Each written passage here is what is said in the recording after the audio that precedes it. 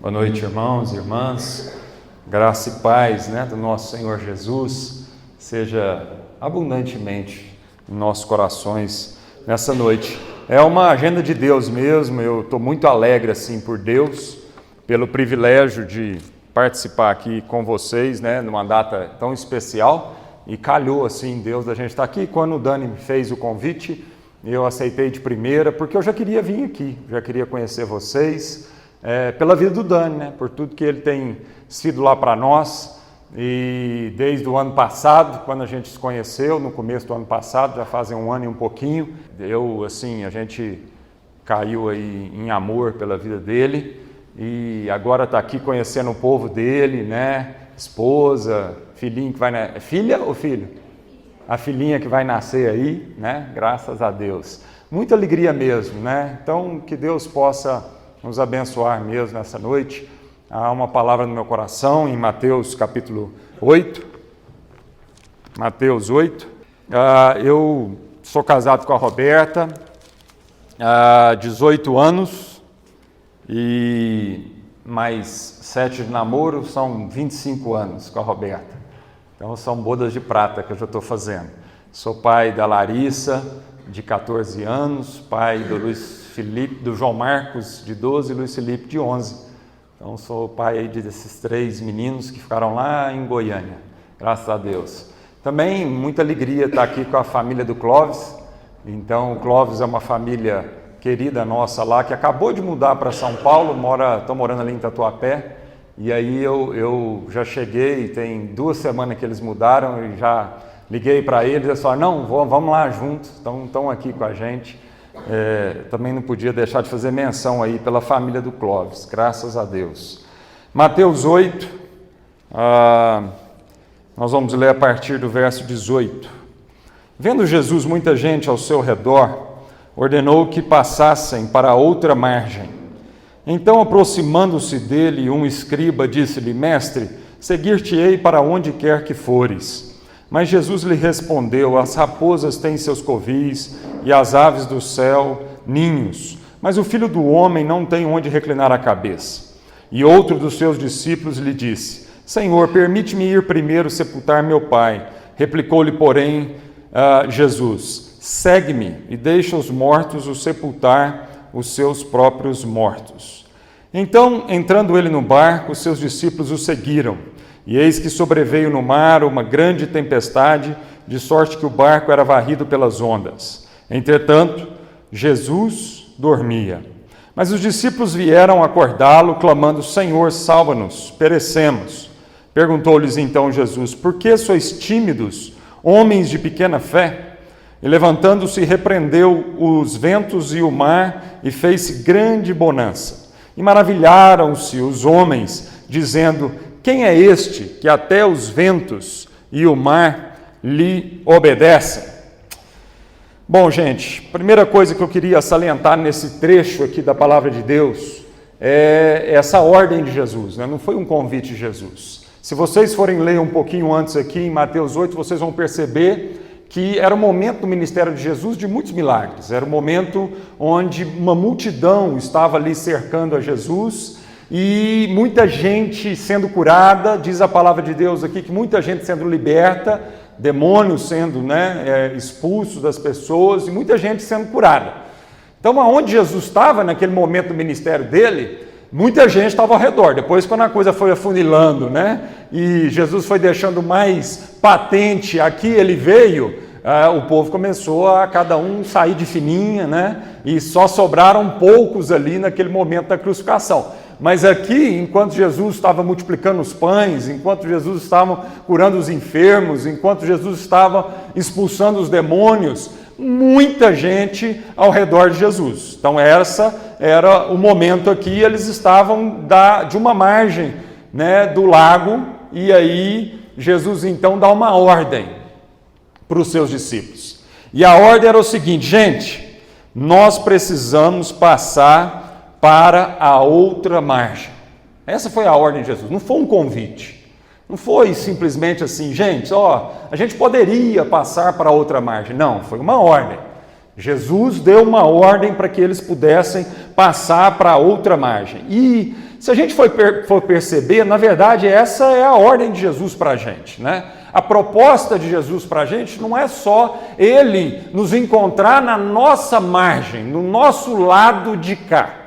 Essa nunca foi a proposta final de Jesus. Para nos encontrar, ele atravessou esse mar, Ele desceu as regiões mais profundas e Ele nos encontrou na nossa margem, na margem de cá, na margem onde nós estamos acostumados. Foi ali que Ele nos encontrou, foi ali que nós o encontramos pela primeira vez, mas a proposta de Jesus não é Ele se converter à nossa margem, não é Ele ficar à nossa margem, não é Ele se acomodar à nossa vida, à nossa forma de viver, aos nossos paradigmas, à nossa cultura. Essa nunca foi a proposta.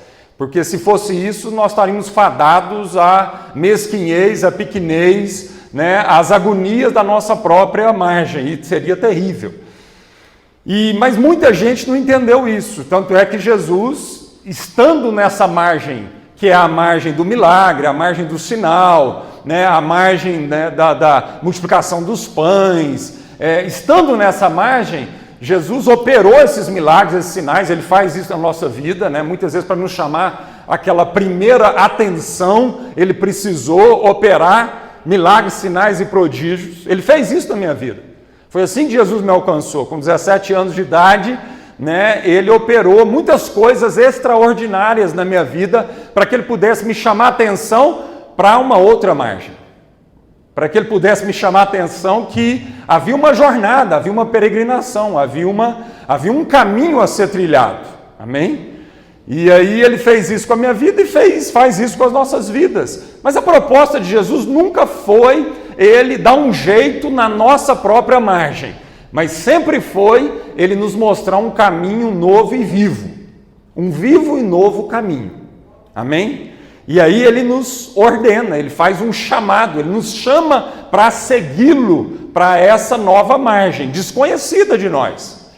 Um caminho novo, aquele caminho, por exemplo, que quando o povo de Israel foi entrar na terra prometida, a palavra de Deus diz que eles nunca tinham passado por aquele caminho, ia ser um caminho novo, ia ser uma experiência nova de vida. Eles iam ter que deixar as coisas velhas para trás, eles iam ter que deixar os paradigmas velhos para trás e eles iam ter que avançar para um novo, avançar para um desconhecido pela frente. Então essa é a proposta de Jesus. Então a primeira coisa que eu queria dizer é que é uma ordem de Jesus para nós e que há uma outra margem. Que tudo que Deus quer fazer na nossa vida não é mudar simplesmente, não é ajeitar algumas coisas na nossa própria margem, mas Ele quer fazer tudo novo. Ele quer que a gente deixe todas as coisas para trás e se lance numa jornada totalmente nova. Amém? Há uma nova esperança, há uma outra forma de viver. E você não precisa se conformar então com essa vidinha mais ou menos, essa vidinha medíocre, né? Essa vida rasa. Você não precisa estar atracado à margem de cá, à margem da ignorância, à margem da mentira, à margem das trevas, à margem do medo, à margem do pânico, à margem daquilo que é mesquinho, à margem daquilo que nos escraviza. Nós não precisamos nos acomodar com isso. Há uma outra margem, onde finalmente poderemos ancorar a nossa alma. Margem de vida, margem de uma segurança absoluta, margem de uma liberdade absoluta, margem de uma verdade absoluta, margem de iluminação, uma margem de luz. Amém? Se você for comigo lá em Hebreus, no capítulo 6, a partir do verso 18, eu gosto demais desses três versículos que nós vamos ler aqui, e porque ele usa essa figura, o escritor de Hebreus usa a figura aqui da âncora, exatamente aqui, tem tudo a ver aí com o símbolo aqui da igreja. E ele diz assim, no capítulo 6, verso 18, tenhamos a firme consolação, nós, o que pomos o nosso refúgio em reter a esperança proposta, o qual temos como âncora da alma, segura e firme, e que penetra até o interior do véu, onde Jesus, o nosso precursor, entrou por nós, feito eternamente sumo sacerdote. Então ele está dizendo isso, ele está dizendo, olha, a firme consolação para nós é em que nós colocamos o nosso refúgio, a nossa esperança, né, naquilo que é Jesus. A esperança proposta é uma esperança que é uma âncora para a nossa alma. E é colocar a nossa âncora, é finalmente conseguir atracarmos da outra margem, do outro lado. Então essa é a proposta de Deus para nós. É quando finalmente nós vamos encontrar um lugar seguro e um lugar firme que penetra até o interior do véu, onde Jesus entrou nesse lugar por nós, e é nesse lugar que nós vamos poder então ancorar a nossa alma. Eu amo essa expressão, ancorar a nossa alma, amém? Do lado de cá dessa margem, por mais que a gente possa ter uma segurança aparente, nós nunca vamos encontrar realmente um lugar seguro e firme para que a gente possa então ancorar a nossa alma, amém? Aí a palavra de Deus diz que um escriba chega para Jesus naquele momento, quando ele dá a ordem para os discípulos para que eles pudessem passar para o outro lado. Um escriba, quem era o escriba? O escriba era o religioso da época, não é isso? Uma pessoa altamente religiosa, acostumada com todos os ritos, acostumada com a teoria bíblica, chega para Jesus com todo entusiasmo e diz, ô mestre, eu vou te seguir para qualquer lugar que o senhor for. E aí Jesus então, sabendo, né, daquela empolgação dele momentânea, simplesmente por aquele momento, chega para ele e fala assim, escuta, é o seguinte, a raposa tem casa, os passarinhos têm casa, mas o filho do homem não tem onde reclinar a cabeça. Então, veja bem. Então Jesus já começa aqui, né, a falar, olha, você vai precisar de muito mais do que a empolgação inicial para você entrar nessa jornada. Muito mais do que essa empolgação inicial. Então Jesus chega para ele e fala assim, ó, o filho do homem não tem aonde reclinar a cabeça. Amém? Com isso, amado, a gente entende que para seguir a Jesus, uma das primeiras características para a gente entrar nesse barco e seguir a Jesus é entender que nós somos peregrinos por esse mundo. É o que Jesus estava dizendo para aquele escriba.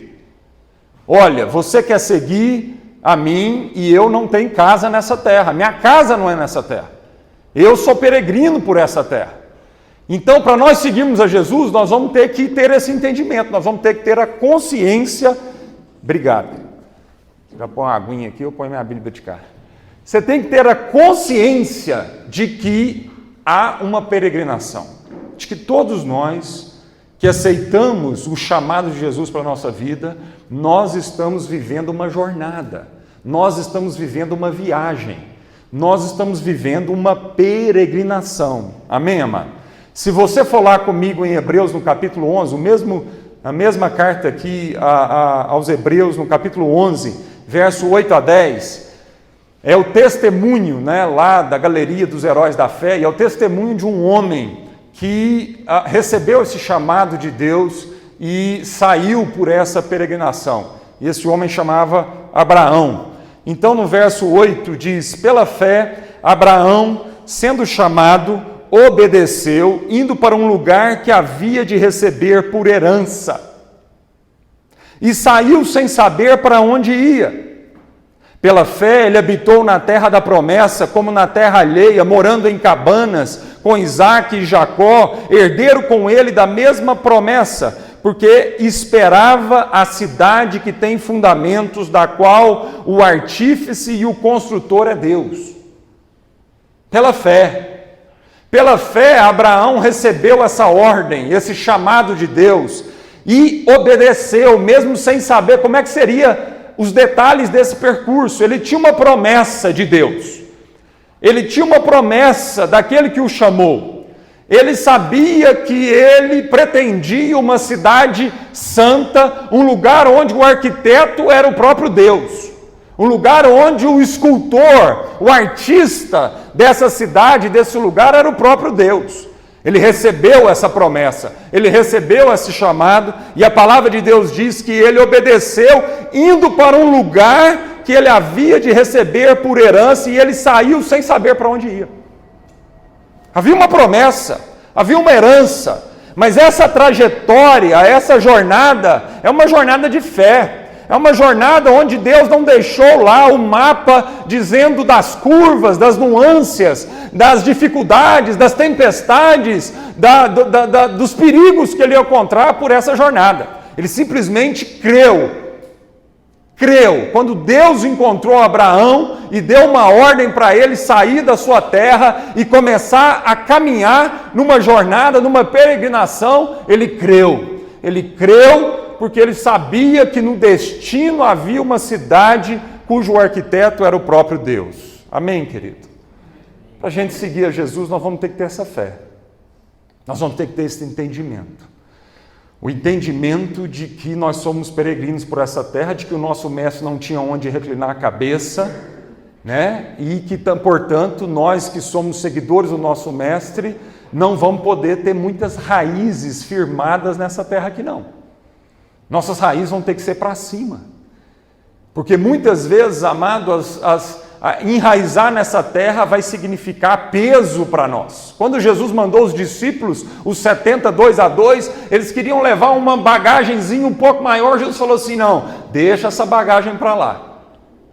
Porque isso vai causar mais problema para vocês do que ajudar vocês. E deixa que eu vou sustentando a vida de vocês, amém? Aí uma outra pessoa que estava lá disse para Jesus assim, Jesus, beleza, eu quero te seguir, mas deixa eu só, me dá um tempinho para eu ir e enterrar o meu pai. Jesus falou assim, não, deixa que os mortos enterrem os seus mortos e você vem e me segue. O que Jesus estava querendo dizer, amado? É que esse chamado de Jesus para entrar nesse barco e trilhar essa jornada é para aqueles que, além de ter uma consciência de que são peregrinos por essa terra, precisam ter consciência de prioridade. Reino de Deus é um reino para quem prioriza, apesar de ser de graça. E é um dos paradoxos da graça, porque o reino de Deus é de graça, mas nos custa tudo. Como é que é isso, pastor? Como é que alguma coisa pode ser de graça e nos custar tudo? Isso é um dos grandes paradoxos da graça de Jesus. Amém, amado? Porque a graça de Jesus é de graça, porque nenhum de nós teríamos acesso a isso. Nenhum de nós, pelo seu esforço, pelo seu patrimônio, pela sua inteligência, pelo seu crachá, pelos seus títulos, conseguiria comprar alguma coisa com respeito ao reino de Deus. Então, nesse sentido, ele é de graça, porque Jesus teve que tornar isso acessível para nós. Mas todos nós podemos acessar isso, é de graça, desde que a gente priorize o reino de Deus. E priorizar significa colocar o reino de Deus em primeiro lugar e a sua justiça, na certeza de que todas as demais coisas são demais coisas e serão nos acrescentadas. Mas são demais coisas. Todas as outras coisas são demais coisas. Buscar em primeiro lugar o reino de Deus e a sua justiça. E todas as outras coisas nos serão acrescentadas. Então, gente, seguir a Jesus nessa jornada fantástica, fabulosa, rumo a essa outra margem, uma margem de iluminação, de liberdade, uma margem de uma vida que vale a pena ser vivida. É para gente que tem consciência de peregrinação e é para gente que tem consciência de prioridade. Amém, amado? E aí a palavra de Deus diz que sobreveio uma grande tempestade, de sorte que o barco era varrido pelas ondas. Entretanto, Jesus dormia. Então, quando eles entram no barco, muitos daqueles discípulos podiam pensar assim, bom, beleza, nós estamos com o cara e a viagem vai ser tranquila, a viagem vai ser na maciota, a viagem vai ser cortar manteiga com faca quente, tudo tranquilo. Mas quando eles entraram no barco, uma tempestade se levanta. E é outro aspecto dessa jornada com Jesus, amado. Oposição. Oposição. Nós precisamos entender que a vida cristã é uma vida contra a correnteza. Nós precisamos entender que a vida cristã é uma vida que nós vamos ter que lutar diariamente contra oposição, amado. O apóstolo Paulo, quando recebeu esse mesmo chamado de Jesus, de Deus, Desde o primeiro momento da sua vida, Deus não ilude, Jesus não ilude a Paulo e nunca iludiu a nossa vida.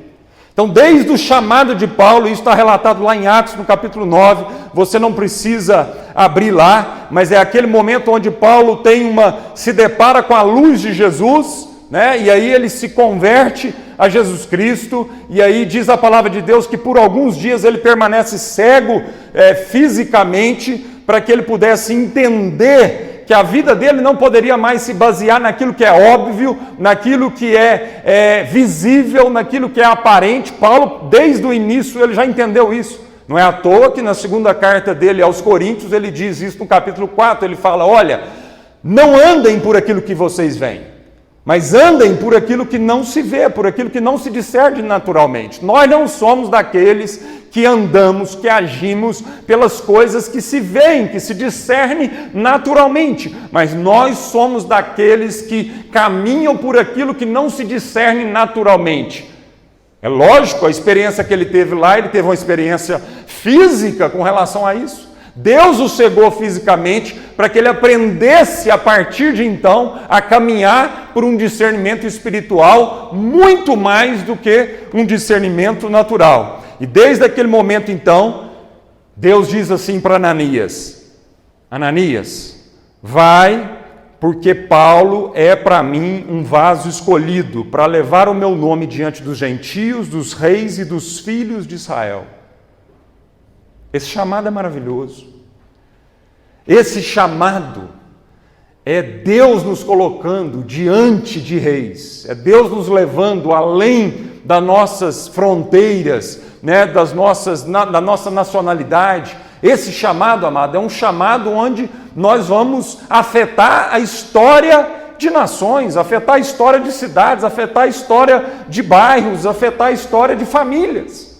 Então, quando Paulo recebeu o seu chamado para passar para outra margem, Deus diz para ele assim, Paulo, eu vou te levar, e vou te levar não apenas para o povo seu, mas eu vou te levar além das suas fronteiras, eu vou alargar as suas tendas. A promessa do profeta lá, Isaías 54, que diz, firma bem as tuas estacas, estica bem as suas cordas e alarga as suas tendas. Então essa é a promessa para todos que aceitam o chamado de Jesus para a sua vida. Todos que aceitam o chamado de Jesus para a sua vida, é um chamado onde ele vai alargar a nossa tenda, onde ele vai aumentar a esfera da nossa atuação. Deus vai nos levar não apenas ao nosso povo, mas nós vamos romper fronteiras. Amém? E vamos ser colocados diante de Deus, vamos ser colocados por Deus diante de reis. É isso que ele está dizendo ao apóstolo Paulo. E foi isso que ele fez com o apóstolo Paulo. O apóstolo Paulo foi levado às principais capitais mundiais naquela época. Atenas, Corinto, Éfeso, Roma.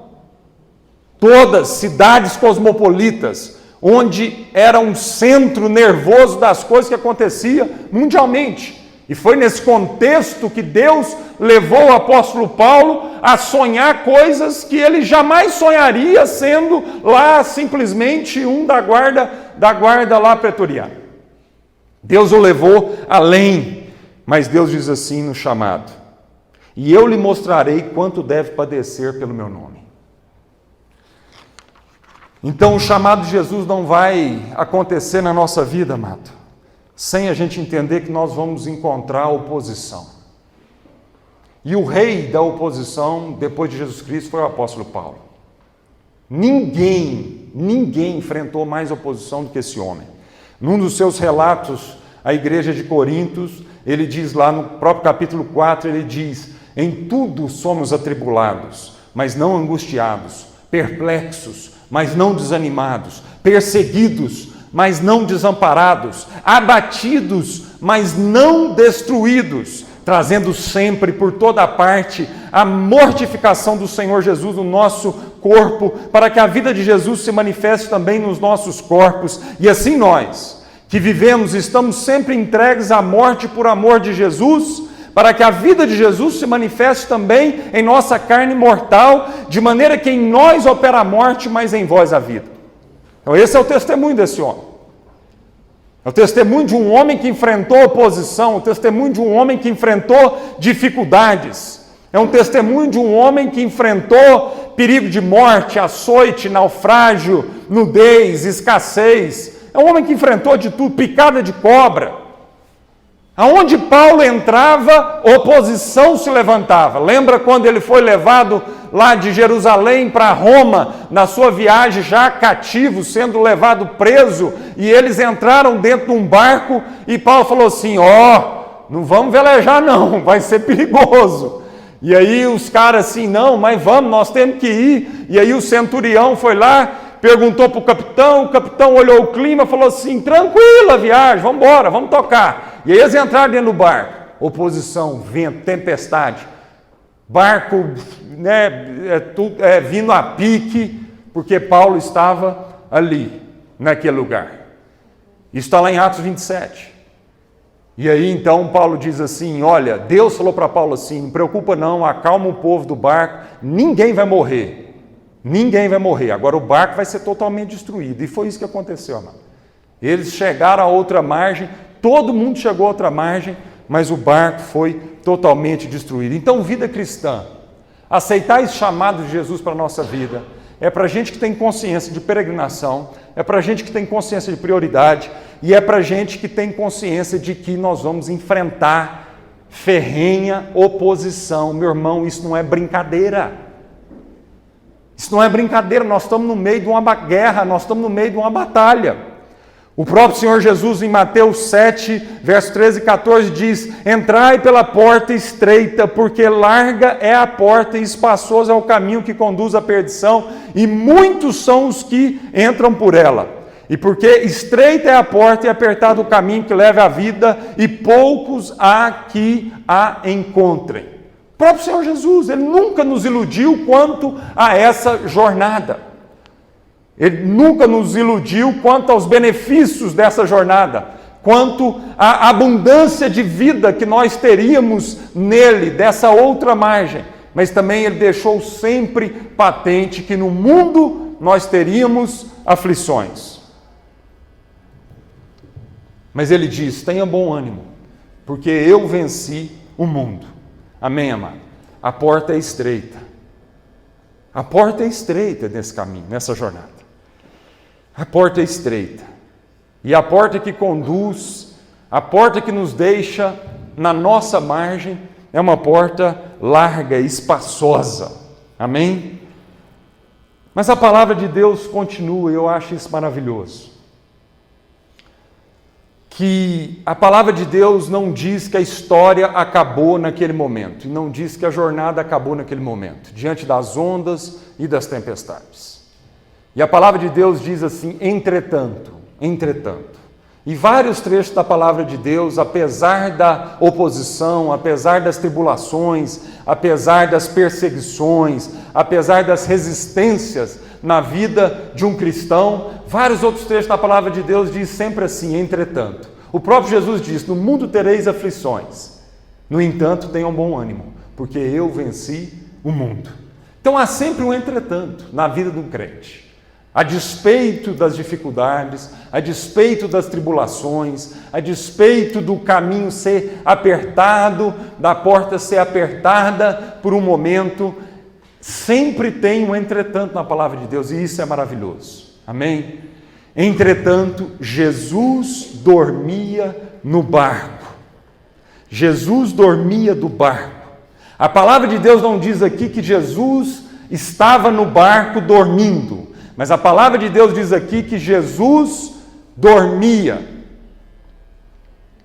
Por que a palavra de Deus não diz que Jesus estava no barco? Mas a palavra de Deus está dizendo aqui que Jesus dormia. Porque na verdade Jesus não estava no barco. Jesus não estava no barco. Ué, pastor, onde é que Jesus estava então? Jesus não estava no barco. A grande verdade bíblica, biblicamente, é que o barco é que estava em Jesus. Não era Jesus que estava no barco.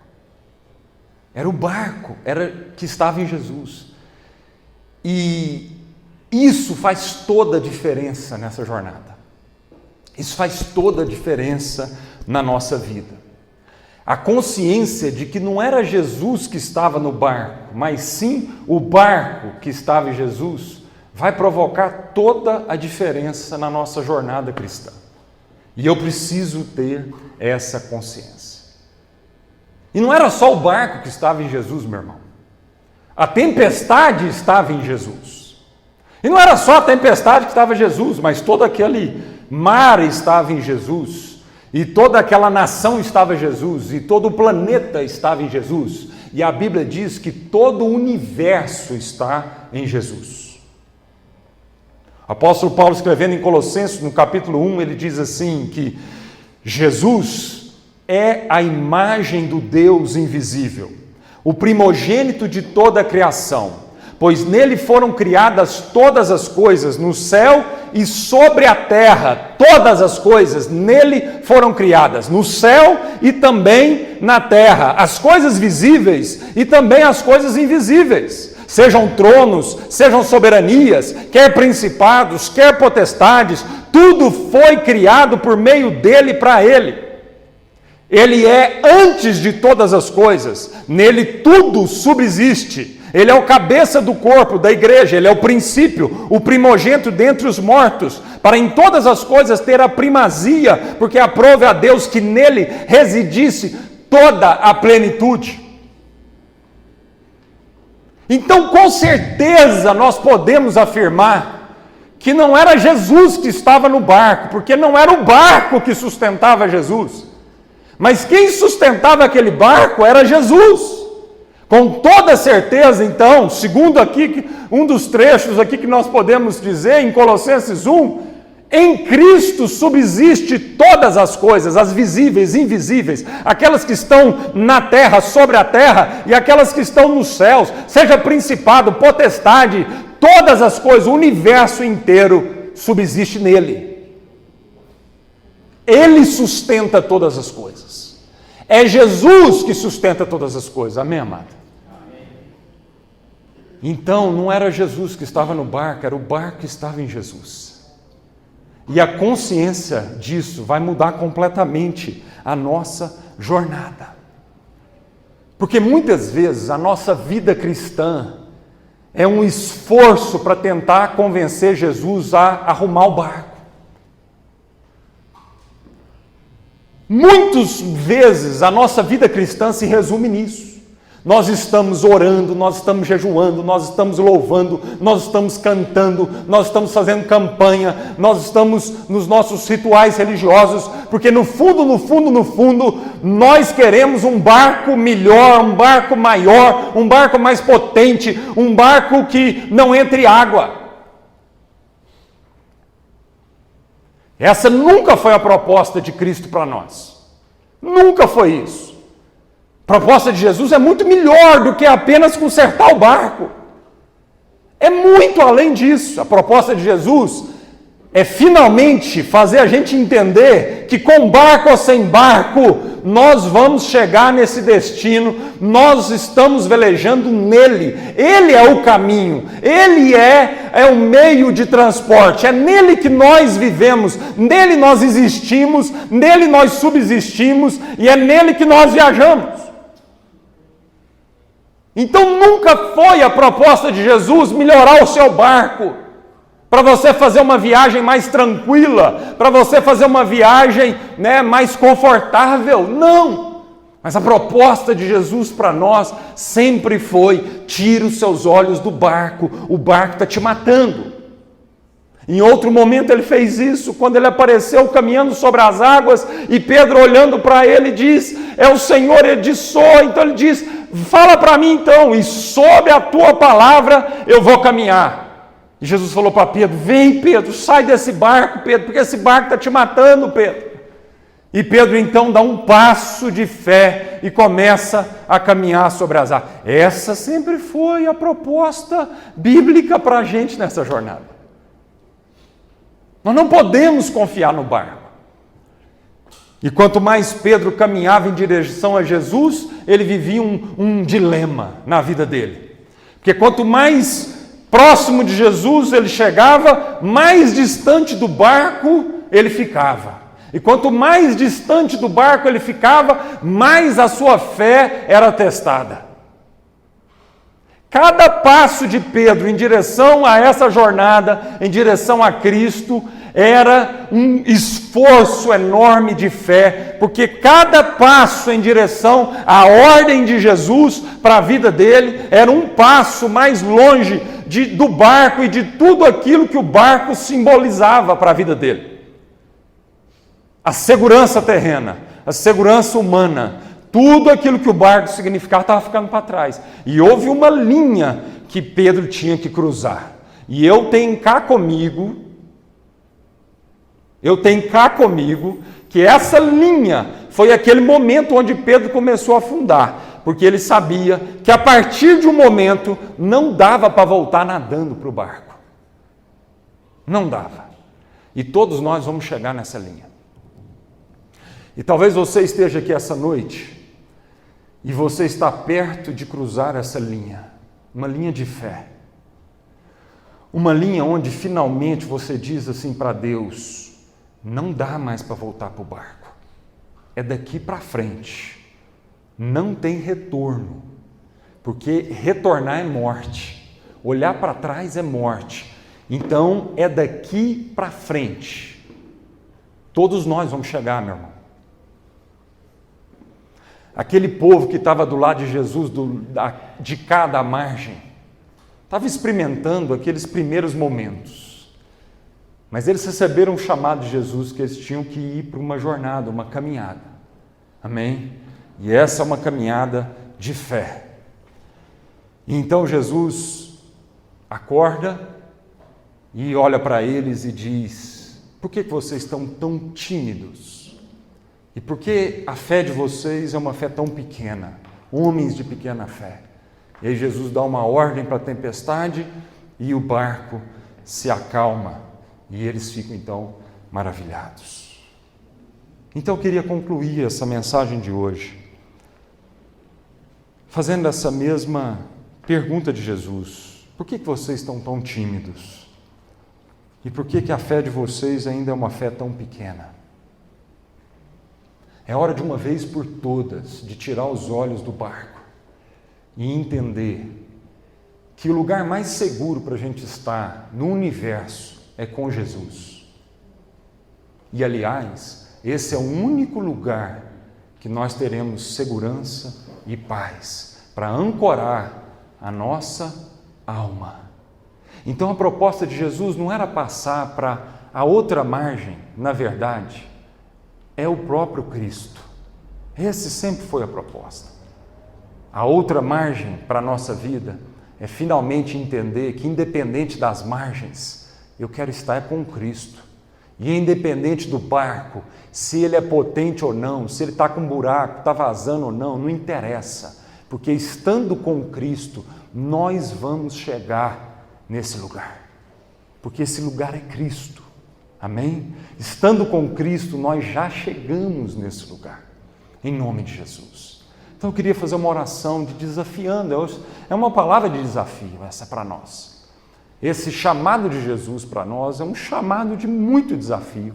Mas eu queria nessa noite pedir para Deus aumentar a nossa fé. Eu queria pedir para que nenhum de nós aqui, que a gente fique na nossa própria margem, mas que a gente ouse obedecer como Abraão obedeceu e partiu, e começou a caminhar, e deixou para trás o barco, deixou os velhos paradigmas, deixou a velha cultura, deixou a velha forma de viver. Queria orar para que a gente entendesse que vida com Jesus não é simplesmente experimentar de vez em quando de alguns milagres, ou de vez em quando Jesus vem passar um betume no casco do barco. Mas vida com Jesus é entender que com barco ou sem barco, nós vamos velejar e nós vamos surfar na onda. Amém, querido? Isso é vida com Deus. De entender que nós vamos encontrar muita resistência nessa vida. Aqueles que de fato querem ser radicalmente comprometidos com essa palavra, com a palavra de Deus, não tem jeito, nós vamos enfrentar oposição, vamos enfrentar ventos fortíssimos contrários. Mas nós estamos em Jesus. Nós não estamos no barco, nós estamos em Cristo. Feche seus olhos. Vamos orar. Oh, Senhor, esse chamado é para você, meu irmão, minha irmã. Esse chamado é para essa congregação. Os desafios são enormes. Os ventos são contrários. Mas a gente precisa lembrar que essa congregação nasceu em Cristo. E é Ele que sustenta essa congregação. E é Ele que vai continuar sustentando essa congregação. Com todos os desafios que vocês vão enfrentar pela frente. Querido Deus e Pai, eu quero mesmo orar pela nossa vida, Pai. Primeiramente, Senhor, por uma consciência de peregrinação, por a consciência de que há uma cidade santa, há uma cidade que desce do céu, há uma cidade o arquiteto é o Senhor, cujo artista é o Senhor. E que há o reino do Senhor para nós. Quero orar, Pai, para que a gente entenda que não há nada superior ao Teu reino. Quero orar para que haja obediência incondicional aos princípios e à forma de viver desse reino.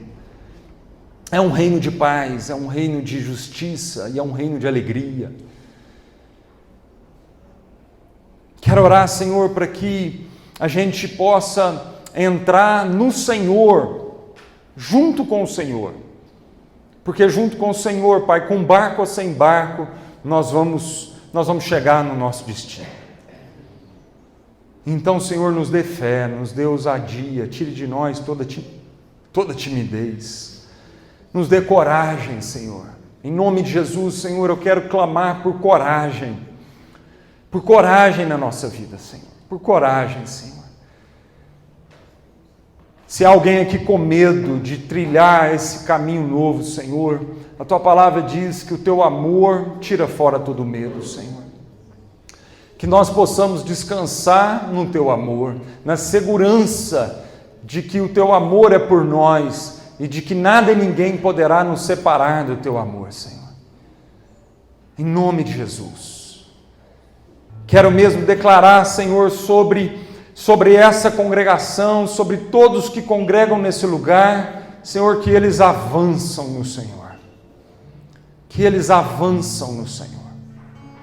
A despeito da tempestade, a despeito das ondas altas, a despeito das tribulações, a despeito das necessidades, a despeito dos desafios pela frente, sejam eles emocionais, materiais ou desafios espirituais. O Senhor segura bem firme na mão deles e os conduz pelo caminho que eles devem andar, Senhor. Derrama uma porção nova de fé, Senhor, de ousadia, de coragem, de intrepidez para avançar, Senhor, porque não tem melhor lugar para a gente estar a não ser estar no Senhor e na Tua vontade para nós. Se há alguém aqui, Senhor, pensando em desistir diante das dificuldades, pensando em diminuir o ritmo, pensando em olhar para trás, Senhor, que nessa noite, nesse momento agora, o Senhor visite essa pessoa, recobrando a fé desse irmão, Senhor. Aumenta a fé, Senhor, em nome de Jesus Cristo, Senhor. Faça a gente entender que não só o barco subsiste em Cristo, mas que a tempestade também subsiste em Cristo. E que se ela só acontece na nossa vida debaixo da permissão de Cristo. A tempestade precisa pedir permissão para Cristo. Para o vento atingir a nossa vida, ele precisa pedir permissão para Cristo. Faça a gente entender isso, Senhor. Que todo o universo subsiste em Cristo. E é esse mesmo Cristo que nos chama para caminhar juntinho com Ele. Não há outro lugar, não há outro lugar.